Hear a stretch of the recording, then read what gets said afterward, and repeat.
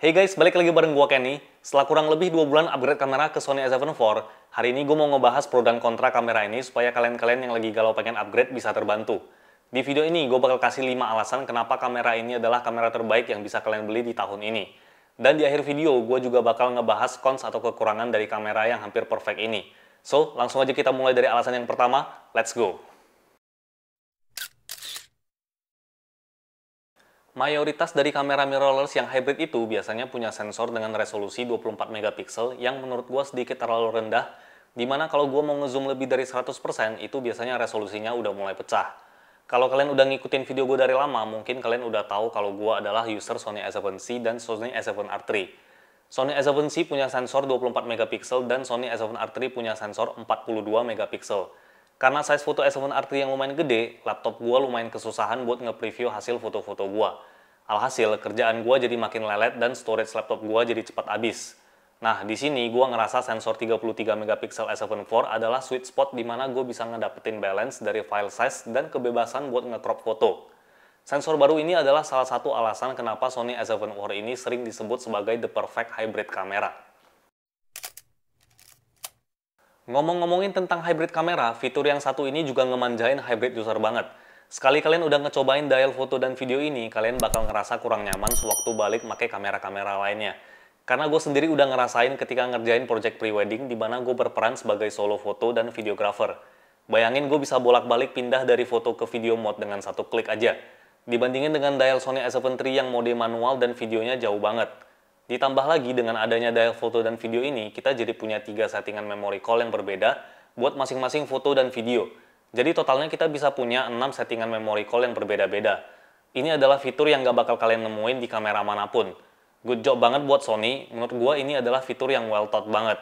Benar-benar bikin A7 IV ini jadi juara di kalangan hybrid kamera yang lainnya. Seperti yang kalian tahu, salah satu cara buat naikin exposure di kondisi low light adalah naikin ISO. Tapi ISO yang terlalu tinggi juga bakal ngurangin kualitas footage kita dengan munculnya noise. Nah, buat kalian yang belum tahu, Sony A7 IV ini punya fitur baru yaitu Dual Native ISO. Biasanya, kamera-kamera mirrorless punya base ISO di angka 100. ISO 100 adalah kondisi di mana sensitivitas sensor kamera kita berada di level paling rendah dan paling bersih dari noise. Biasa juga disebut dengan Native ISO.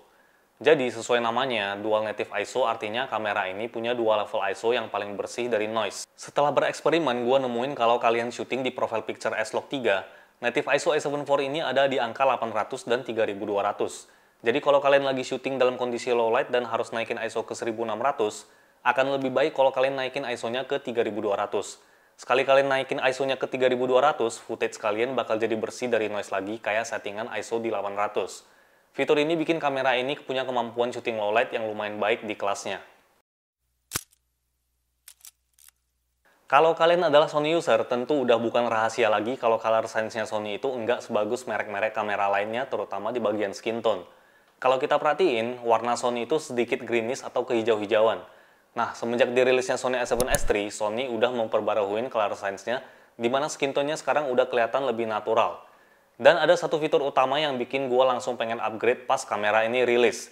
Fitur tersebut adalah shooting video di 10-bit 422.